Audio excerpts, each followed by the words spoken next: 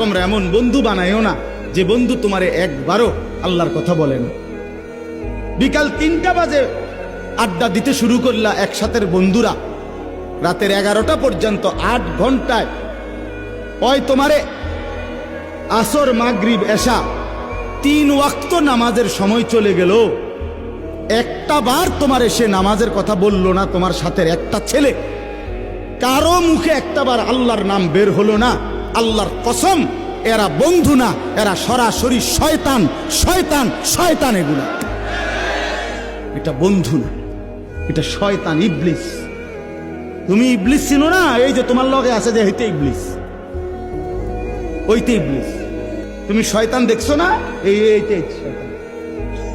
এই যে তোমার উলঙ্গ ছবি দেখায়, যে তোমার নর্তকী দেখায়, তোমার মোবাইলের এমবি শেষ, এবার তার মোবাইল দিয়ে তোমার নারী দেখাইতেছে।